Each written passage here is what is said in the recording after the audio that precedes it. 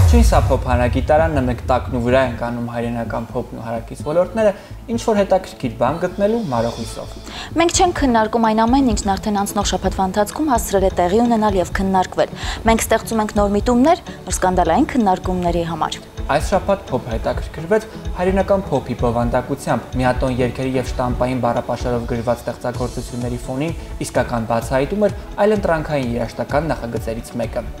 Մի քանի հոգի հավաքվեցին համանուն մի քանի հոգի երաժշտական նախագծի շուրջ եւ պարզ դարձավ, որ ամեն ինչ չէ, որ հողին է հավասարված հայկական շոու բիզնեսում։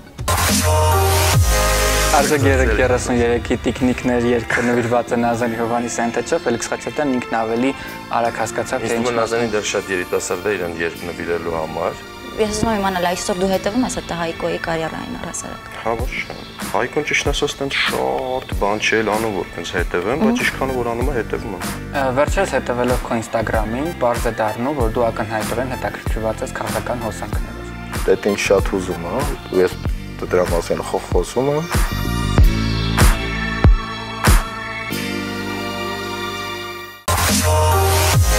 Եվ համացանցում տարածվեցին Միշոյի, Սերժոյի, Ռոլանդ Գասպարյանի, Էյչիլայի եւ Ֆելիքս Խաչատրյանի համատեղ երգերը քննարկումների մեծ ալիք բարձրացավ։ Մի քանի հոգի երաժշտական նախագիծը կարող էր կասկածի տակ դնել նրանցից յուրաքանչյուրի անհատական կարիերան։ Պարզվեց ստեղծագործական գործընթացին զուգահեռ նրանք միասին ալբոմ են պատրաստում, ինչն է նրանց միավորում եւ որն է երաժշտական այս նախագծի գաղափարախոսությունը, որը նրանք փոխանցում են երիտասարդներին։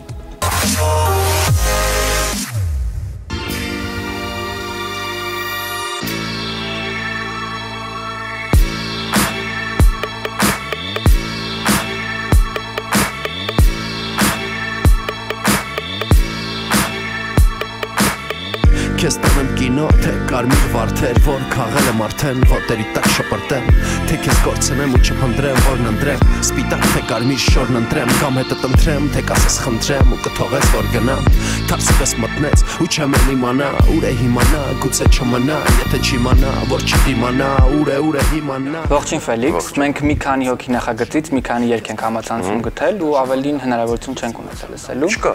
Պարզապես չկա։ Ինչ հետաքրքիր ինչ գաղափարախոսություն եք դուք պրոպագանդում, հատկապես որ մեր դիտարկումներով ձեր թիրախային լսարանը երիտասարդներն ու դեռահասներն են։ Նու թիրախային լսարանը տենց սահմանափակում տարիքային չկա, ընդհանրապես փորձում ենք վատ բաներ չպրոպագանդել, ինձ թվում է դրանով արդեն մոտ ենք ցանկացած թիրախային լսարանի։ Սովորաբար ռեփում ու նմանատիպ այլընտրանքային երաժշտության մեջ միշտ ինչ-որ բողոք է առկա։ Ձեր դեպքում, երբ մենք լսում ենք այդ երգերը, տեսնում ենք, որ դա այդքան էլ այդպես չէ, որովհետև կա ինչ-որ լիրիկական, լուսավոր ինչ-որ բան։ Արդյոք այդ այն երգերից են, որ մենք լսել ենք, թե պարզապես ձեր քաղաքականությունն է երաժշտական այդպիսը։ Երաժշտական քաղաքականությունը ինձ թվում է այս ժամանակահատվածում նորմալ վարել եմ մինչև հիմա։ Բողոքը ժամանակի հետ է գալիս, ժամանակն էլ մարդու, այնպես որ ամեն մարդ ինքն է որոշում ինչ գրի, ինչ գովի կամ ինչից բողոքի, ռեպը բողոք չի, ես չգիտեմ, շատ տարբեր կարծիքներ կան, իմ համար դա ինչ-որ մի երաժշտական պոեզիա է, որը ինչ-որ մի բան է փորձում ասել և 4-ից ավել մարդ դրանով սկսում է հետաքրքրվել։ Մենք լսել ենք ու հատկապես ավելի վարակիչ է եղել լսարանի առումով աղջիկ ճղճիկ երգը։ Արդյոք բոլոր երգերը տենց ռոմանտիկ ու լիրիկական հատվածներ կունենան ու բովանդակություն։ Քանի որ նախագծում կան տարբեր մարդիկ, Ռոլանդը, Միշոն, Սերժան ու էլի մարդիկ կան, էլի մեր ընկերներից, այդտեղ արդեն մի ձևի կամ մի լիրիկայի կամ այնտեղ կան մարդիկ, ովքեր ընդհանրապես այդ ֆորմատի մեջ, օրինակ Միշոն շատ չի խորանում սիրո մասին երգեր գրելու եւ լիրիկական, իսկ Ռոլանդը մի քիչ ավելի իր ձևի բողոքային ֆորմատի մեջ է։ Դրա համար այստեղ այդ հարցը չզգացվեց նույն աղջիկ ճղճիկի մեջ էլ, եթե մենք խորհենք, այնտեղ տարբեր մարդիկ անսպասելի են խոսում, կարծես թե մեկը մյուսի համար գրած լինի, իրականում տենց ստացվել է, մենք ոչ մի բան չենք պատրաստել, ոնց որ հիմա ալբոմը արդեն ավարտում ենք, էլի չենք նախապատրաստում, հավաքվում ենք ստուդիայում ու տենց մեկ էլ հոպ ու եղավ մի ինչ-որ էլի նոր բան, հետո երկար քննարկումներից հետո կամ մնում է դա կամ չի մնում։ Առաջին հայացքից, թեև դուք ընդհանուր շատ բաներ ունեք խմբի անդամներով, միաժամանակ շատ տարբեր ու նաև չհամադրվող մարդիկ եք գուցե։ Ոնց ստացվեց, որ որոշեցիք նման նախագիծ հիմնել ու ինչն էր ձեզ միավորում։ Դե մենք ընդհանրապես երաժշտական ոչ միայն ծանոթներ ենք եղել, այլ նաև ճանաչել ենք իրար, ընկերներ ենք եղել ժամանակի ընթացքում, շփվել ենք իրար հետ եւ երկար ժամանակ ամեն մեկը իր գործն արել, երբեք համագործակցության մասին խոսք չի եղել, որովհետեւ շատ ենք զբաղված։ Հետո մի օր հավաքվել էինք մեր մոտ իմ մոտ Ամիրյանում կար մի այդպիսի հանրահայտ վայր, կոչվում էր Ամիրյան, այդ վայրում իմ հավաքվել էինք ու այդ ժամանակ Նարեկը հավաքել էր երաժշտությունը մի քանի հոգի ստեղծագործություն կա այդպիսի, հենց այդպես է կոչվում։ Դրա բիտներ հավաքել, ոնց որ Ռոլանդն էր այնտեղ, Միշոնն էր այնտեղ ու տենց ստացվեց, որ բոլորս այդ երգի մեջ մասնակցեցինք ու կրկներկնել ստացվեց մի քանի հոգի կփրկեն մի քանի հոգի ու տեղից էլ ստացվեց, որ բա մի քանի հոգի կարող ենք էլի մի քանի բան անել ու անենք, մինչև հիմա անում ենք, այս մի տարուց ավել։ Միշոյի ու 333-ի համատեղ երգում, որը կոչվում է Եղանակ, երաժշտությունը մեզ չափազանց շատ հիշեցնում է DJ Day for Hills-ը։ Մենք ուզում ենք հասնենք դա remake է, թե պարզապես դուք տեղակայել Ոչ մի անուն չհասկացա, վերջին 4-5 բառը չեմ հասկանում, remake-ներ եւ այդ երգիչ չգիտեմ, դրանք sample-ներով պատրաստված գործեր են, իդեպ այդ եղանակը նույնպես մի քանի հոգուց է։ BW Beats այդպեսի տղաներ կան, իրենք են սարքել այդ beat-ը, մենք այդ երաժիշտ beat-ի վրա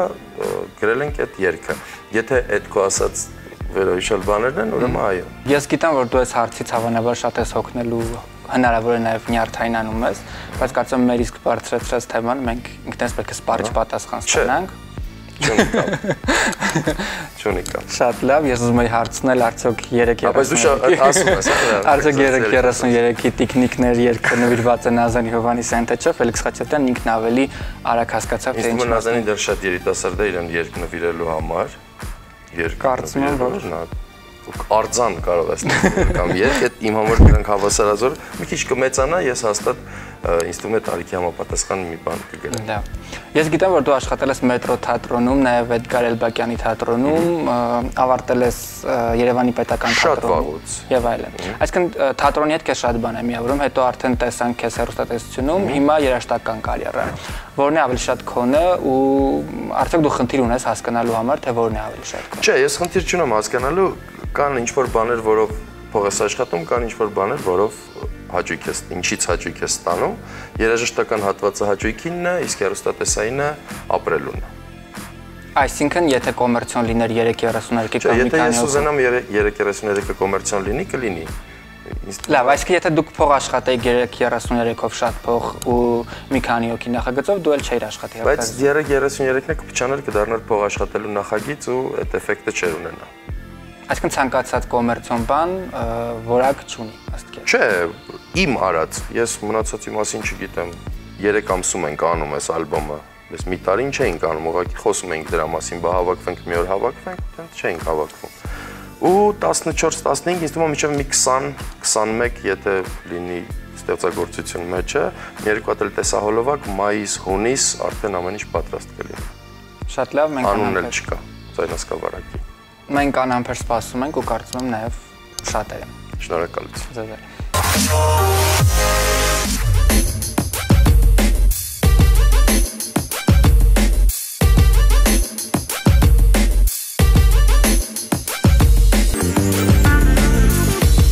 Ժամի չխկացնա լսվում, ես լրությունը արդեն սիրտակիսում նորից է շատ հաճախ է, ոչ մի տաքություն ամեն ինչ սառն է վախը Բայց ոնց որ ոչ մի բան ես, ինչ աստիճանի փոխվավ մեր տան կլիման Ողջույն Միշա, ինչպես ես։ Քեժոտ։ Ինչպես տեղյակ ես, խոսելու ենք մի քանի հոգի երաժշտական նախագծից։ Կասես, որն է մի քանի հոգի երաժշտական նախագծի ասելիքը, որովհետև ըստ մեզ եւ առհասարակ մեր դիտարկումներով դեռ թիրախային լսարանը ավելի երիտասարդներն ու դեռահասներն են։ Հիմնականում հա, չնայած մենակ իրենք չեն հաստատ ու հենց կոնկրետ այս պրոյեկտը ինքը դրանով էլ ստացվավ նենց, քանի որ ի սկզբանե այս պրոյեկտի գաղափարը որ ծնվավ, ինչ-որ նպատակ չկար ինչ մասսայի համար ասա կամ ինչ լսարանի կամ ինչ ոնց է դա ստացվել ուղղակի դա համախմբված մի հատ նենց միտքեր, որը շատ լավ ստացվեց ու ստացվեց նենց որ այս մի քանի երգ, որ արդեն կա, հա, հանրության արդեն ներկայացված է, ըստ դրա էլ տեսանք, որ լսարանի այդ տարիքային մասը շատ ավելի մեծ է, նույնիսկ երիտասարդներից է ավելի մեծ ու մարդկանց, ովքեր ընդհանրապես հիփ-հոփի տենց շատ մեծ սիրահար չեն կամ տենց շատ ռեգի վրա, ասենք, նստած մարդիկ չեն, հա։ Ու ինքը հենց դրանով այդ կրեատիվը այդտեղից էլ արդեն մեզ դուր եկա, որ իմ առանձին ոճը շատ տարբեր է, ասենք, տարբերվում է 3-3 խմբի ոճից, ռեինկարնացիա խումբը ռեգի բան, բայց ընդհանուր իրար հետ մի հատ տենց ընդհանուր վիճակ է ստացվում, որը ինչ-որ շատ մարդկանց ինքը նույնիսկ հարազատ բան է ստացվում, ինչքան է սա նոր միտքա նոր ինչ-որ թիմ է ստացվել, հա, տարբեր sense ոճերի։ Հաստորեն հենց այս ամենն էր, որ քեզ ստիպեց նաև անհատական կարիերային զուգընթաց զբաղվես նաև այս նախագծով։ Սա շատ հետաքրքիր է, որովհետև անհատական, հա, դա միշտ քո առանձին արդեն դու քո առանձինն ես կիսվում, բայց այս դեպքում դու արդեն ոնց որ մի քանի հոգով զրույց անեք, այդ սա այդ համախառն այդ վիճակը ինչ որ նույնիսկ մեզ է դուր գալի, դա ոնց է ստացվում, ոչ թե մենք նստում տենց գծում ենք։ Միշո 2000 թվականին մանկությանդ ընկերների հետ համատեղ ստեղծեցիր Selected from Rap խումբը։ Կատարում եք հայերեն ռուսերեն երգեր, հիշում ես ինչի մասին եք երգում եւ առհասարակ այդ տարիքում ինչն էր քեզ անհանգստացնում։ Հա, լավ հիշում եմ այդ տարիքը, չնայած այդտեն տարիքն է, որի վաղ անհանգստանալու տարիք չի ընդհանրապես, դա ինչքան է լիքը բան կարող անհանգստացնել, բայց շատ տենց երգեր էլ չունենք, ճիշտ ասած, որովհետև ոչ մի բանի հնարավորություն չունենք։ Հիշում եմ մի անգամ մեկին կարողացանք փողով պատվիրել մի հատ գործիք հավորում 4700 դրամով, 5 չհավաքավ այդքան վատ էր ամեն ինչ, էլի ուզում ասեմ։ Դրա համար ունենք երկու երգ, մեկը Երևանի մասին էր, դա հայերեն ու գրական տեքստով ինչ որ։ Այդ վաղտիսկի մեր մոտսկի չէր ձևով է հայ ռեպը ոնց արտահայտվեց սրուցեց։ Ու մի հատ ռուսերեն այդ իսկի չեմ հիշում ինչ էինք խոսում։ Բայց կար տենց բան։ Խնդալու տարիներ էր։ Միշո, սա այն հարցն է, որ կարծում եմ պետք չէ շրջանցել։ 2001 թվականին ստեղծվեց Հայ տղեկ խումբը, որի հետ հիմնադիրը Հայ տղա Հայկոն էր, հա, Հայկոն։ Դուք համարվում եք ռեփ ոճի հիմնադիրները եւ ես ուզում եմ իմանալ այսօր դու հետևում ես այդ Հայկոյի կարիերային առհասարակ։ Հա, ոչ միայն իր, ընդհանրապես այս նոր սերնդի ռեպերների, հա, ու բոլորին է հետևում եմ, ինչքանով որ հասցնում եմ։ Հայկոն ճիշտ ասած տենց շատ բան չի անում, որ տենց հետևեմ, բայց ինչքանով որ անում է հետևում եմ։ Հա, ոչ չէ։ Հայկոն հին երգեր ունի, որ ես ինքս սիրում եմ շատ։ Հակա տենց բան չկա։ Ու նույնիսկ եթե լիներ իր ստեղծագործական մասի հանդեպ իմ մոտ չէր կարող լինել, որովհետև ես ինան այդ ժամանակ նայում եմ որպես ռեպեր, այ ոչ թե անձնական, մենք ինչ հարաբերություն ունենք մեջ։ Կար ժամանակ, երբ դու որպես հանրային դեպք ամենաշրջանառվողների ցուցակում էիր ու դեռահաս աղջիկները խելագարվում էին քո համար։ Դե ի վերջո 5 ձայնած կավառակը փոքր բան չէ։ Այսօր դու ավելի հանգիստ ես, փոքր-ինչ պասիվ, այդ քո ցանկությամբ է։ Հա։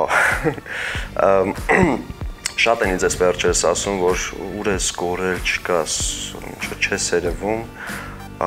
Ճիշտն ասած, հիմա ինչ մենք անում ենք, ոչ պակաս ու նույնիսկ ավել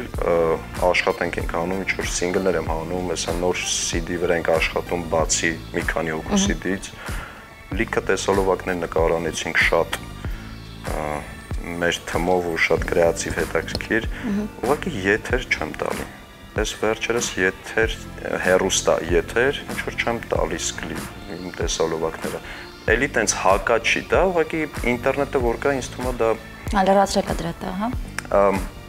Գիտեք ինչ, մարդիկան ասում են օրինակ եթերը չլինի, մենք չենք իմանա, որ նոր տեսալովակ ունես ու իրանք ճիշտ են, դա այդ առումով մինուս չի ու սխալ չի տալ եթերներին, բայց ինձ թվում է ով որ ինձ ինչ որ համակրում է իմ երգերը սիրում է, ինքը կմտնի ինտերնետով դա կլսի, մի քիչ տենց եմ մտածում վերջերս, որը նենց չի, որ տենց կարա մնա, չգիտեմ, տեսնեմ ինչ կարելի անել։ Արդյոք քեզ այսօր դուր է գալիս այս այն ամենը, ինչ տեսնում ես այսօրվա հայկական շոու բիզնեսում եւ լսում ես, ոչ միայն։ Չէ, ոնց կա ինձ դուր գա։ Ոչ այն ժամանակ էր դուր գալի, ոչ էլ հիմա է դուր գալի ճիշտ։ Մեր հայկական չգիտեմ, ինչ հաստ փակագծերով շոու բիզնեսում չկա ընդհանրապես անկեղծություն երգերում։ Դա կապ չունի ոճը, դա կապ չունի ով է հավաքել, ով է գրել բառերը, ով է կատարում, ով ինչ ոճից փոխվող, ինչ ոց, դա ինձ չի հետաքրքրում, ով իրան թող գտնի ամեն մեկը, այդ չի հարցը, բայց սուտ ասա։ Սուտ է, երգ չկա, որ ես լսեմ, որ ինքը ինձ բան ասում, կան ինչ որ հազվադեպ կարող ինձ դուր գա, շատ հազվադեպ, բայց սուտ եմ տենում, ամեն տեղ դերասանություն է, ինչ որ, իս դերասանությունը անկեղծ պետք է։ Միշո, դու նկարահանվել ես «Պահանջվում է միլիոնատերը», «Պոկերային» ֆիլմերում և որպես դերասան քո գործունեությունը շատ այսպես բացահայտում էր բոլորի համար և մանավանդ քո դերասանական խաղով, ինչու՞ չէ շատ-շատերը ցնցված էին։ Ինչ ես կարծում, այդ կերպարները քո տեսակին մոտ էին, դրա համար ստացվեց, թե դու դերասանական տաղանդ ունեիր, փոքրուց նկատել էիր, չգիտեմ։ Շատ եմ ասել ու հիմա էլ կասեմ, այն ոնց ես խաղացել եմ, ես ինձ շատ քննադատաբար եմ մոտենում, ես ավելին կուզենայի ստացվեր ինձ մոտ, ինչքան էլ շատ մարդիկ ասում են դու շատ լավ խաղում ես։ Իսկ իմ շատ լավ խաղը կարող է նրա համար է, որ սցենարիստները ու ընդհանրապես պրոդյուսերական կազմը հենց իմ հետ կապակցված են գրել սցենարը, տենց ասեմ, դրա համար էլ ինձ թվում է կարող մի քիչ ստացվել է։ Հետաքրքիր կլիներ ինձ փորձել շատ ուրիշ դերում, այդտեղ ես կտեսնեի ես ով եմ, որպես դերասան։ Թե չէ, տենց չգիտեմ, ես տաղանդ ունեմ, թե չէ։ Ոնց ստացվում է, տենց խաղում եմ, չգիտեմ, ճիշտ ես։ Շնորհակալ ենք քեզ, որ եկար այսօր մեզ մոտ, հուսով եմ կհանդիպենք դեռ։ Ես էլ, մերսի։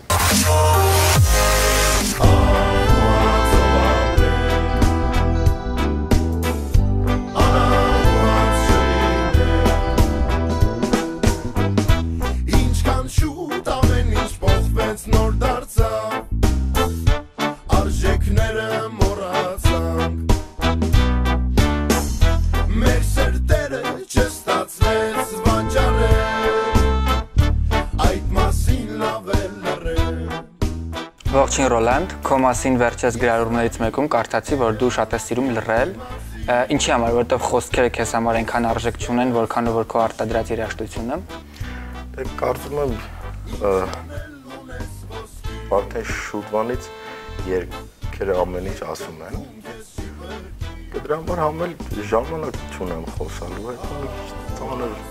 հարցերի հետ կապված է այդ խոսալը, դրա համար ասում եմ ավելի լավ է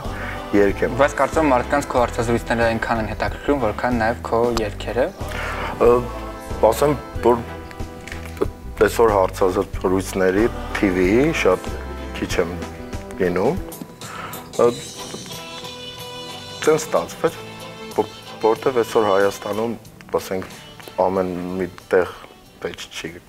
գնալ, որտեղ ստանդարտ հարցերով իրենց բաներով տես հոգնեցնում են, դրա համար ծեր մարդ եմ, ավելի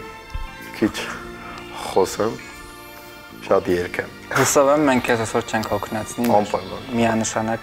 միատոն հարցերով։ Առաջին հերթին մեզ հետաքրքիր է մի քանի հոգի նախագծի գաղափարախոսությունը, որովհետև մեր դիտարկումներով, չգիտեմ ձեր դիտարկումներով այդպես է թե չէ, ձեր թիրախային լսանը պետք է որ դեռահասներն ու երիտասարդները լինեն, ու շատ կարևոր է այս դեպքում քարոզել, պրոպագանդել այնպիսի գաղափարախոսություն, որը որ կարծում եմ որևէ մեկին չի վնասի։ Այսինքն ինչ եք դուք ձեր երգերով քարոզում։ Նախ մի քանի հոգին, դա մի քանի տարբեր աշխարհ, տարբեր անհատներից կազմված, որ վերջին թաշվում ասում են նույն բանը։ Այսինքն տարբեր անհատներ, հա,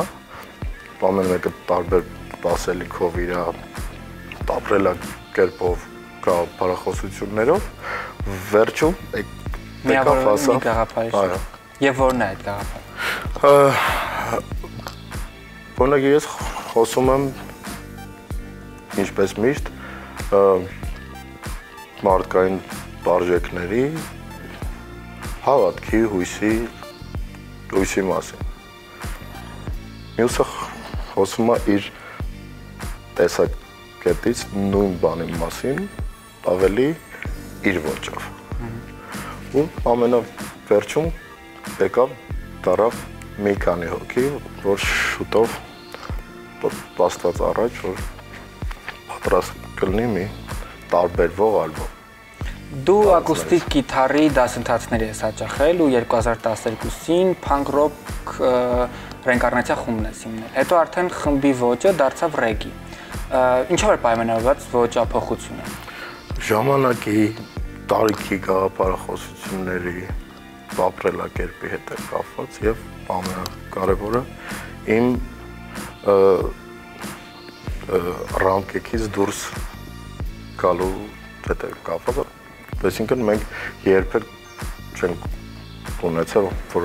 մենք ռոք խումբ ենք, մենք ռեգի խումբ ենք, մենք քեսին ինչական ենք, մենք էս ենք կամ մենք էս ենք։ Մենք կանգնել ոնց որ ազատ մի մարդ, որը եթե չերքեր, ուրեմն հաստատ պետք է դառնար մի քաղաքական մի հեղափոխական մարդ։ Կարևանցի Ռամիկ էլ իսկապես ասեմ։ Կարծում եմ հեղափոխությունը որոշակիորեն հաջողվում է նաև երգերով։ Փառք Աստծո։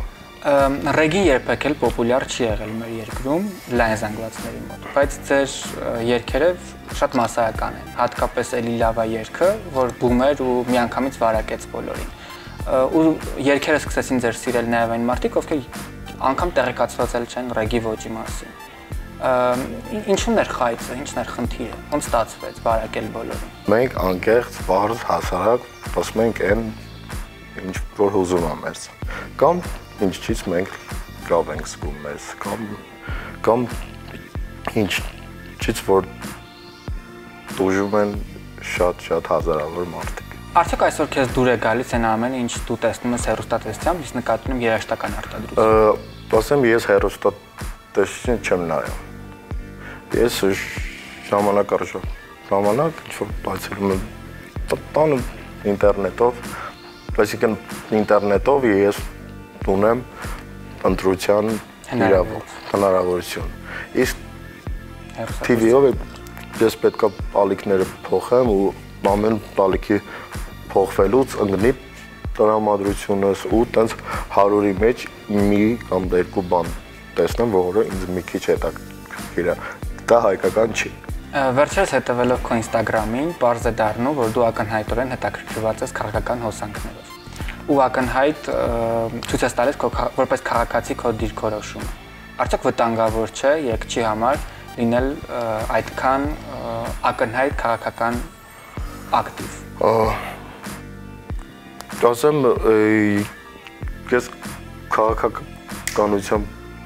ոչ թե հետաքրքրվում եմ, ես տնվում եմ, որ այսօր մարդկանց ոչ թե Հայաստանում մենակ, ամբողջ աշխարհում այդ քաղաքականություն կոչվող ոնց ասեմ, գաղափարախոսություն ասել դա հետաքրքիր չի, որտեղ գաղափարախոսությունը բարձր տարժեք։ Այդ ցավով են մարդիկ տարապում ու այն մարդիկ, ովքեր մեղք չունեն։ Այդ պատճառով կան ինչ հակասություններ, ու ես ինքն ցավը Հայաստանում չի, ցավը գլոբալ է, ու դա ինչ շատ ուզում է, ու ես դրա մասին խոսում եմ, ու ես շատ մոտ օրերս առաջի սինգլը եկող ալբոմից պատրաստ կլինի ու հենց ամսիտնին հասանելի կլինի ամբողջ աշխարհին հայերին։ Շնորհակալ ենք, մեզ միշտ հետաքրքրել է քո նորարարական մոտեցումը երաժշտության ու կարծում եմ հետաքրքրում է նաև շատերին։ Դեռ կհանդիպենք, շատ շնորհակալ եմ։ Մերսի ձեզ, աջողություն։ Ոնց կայնած ես հողին, թե չէ մարմինդ սովորել ա դողին, պինդ մնա, կեզ գորում ա հոգիտ, դավաճանել ես, բայց մնում ա կողքիտ, պինդ մնա, ոնց կայնած ես հողին, թե չէ մարմինդ սովորել ա դողին, պինդ մնա։ Ողջույն Սերժ, ինչպե՞ս ես։ Լավ, մերսի։ Դու համագործակցել ես հայկական շոու բիզնեսի գրեթե բոլոր երգիչների հետ եւ որքանով է քեզ հարմարավետ աշխատել այս խմբի հետ, այսպես ասեմ, ովքեր են կամ ով է ավելի ամենահավակնոտը, այսպես ամենաամբիցիոզը ըստ քեզ։ Ինչքան էլ տարօրինակ հնչի պատասխանս, բայց ամբիցիոզ ենք բոլորս մեր գործի մեջ, բայց քանի որ ամեն մեկը իր գործում պրոֆեսիոնալ մակարդակի վրա գիտի ինչ է ուզում ու ինչ է իրանից պահանջվում, շատ հարցեր երբեք չեն ծագում, process-ը գնում է շատ հարթ, շատ ուրախ մթնոլորտում ու ոչ մի, ասենք, այսպես ասած, պրոբլեմատիկ կամ ինչ-որ լուրջ տարաձայնությունները այսքան ժամանակ մեջ չենք բռնվել, նենց որ շատ հեշտ, շատ նորմալ ու շատ ամենակարևորը այս ամեն ինչը տեղի ունենում հաճույքով, այսինքն մենք սիրում ենք այն, ինչ անում ենք։ Դա շատ կարևոր է։ Արդյոք երաժշտական այս տեսակ արտադրանքը կարող է Հայաստանում կոմերցիոն լինել, չէ՞ որ մենք գիտենք այսօր ինչն է կոմերցիոն, հա, այսպես։ Կարծում եմ, եթե նույնիսկ չլսեն մարդիկ ինչ կա ձայնասկավառակում, որը շուտով լույս պետք է տեսնի, արդեն մեջի անձնակազմը, որ աշխատում է, արդեն իրանք ամեն մեկը ամեն էլի բնագավառի մեջ կոմերցիոն ինչ-որ տեսակ է ներկայացնում իր կողմից եւ որպես արտիստ եւ որպես, ասենք, հեռուստադեմք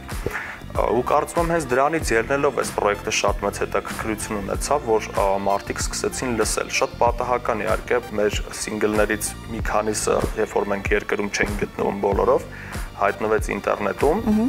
ու այդ ինտերնետային արձագանքի պատճառով մենք հասկացանք, որ շատ լուրջ պետք է սա շարունակել ու բացի դրանից շատ լուրջ պահանջում են, որ շարունակես։ Դրա համար պատասխանատվությունը արդեն մի քիչ երակի դարավ մեր վրա, բայց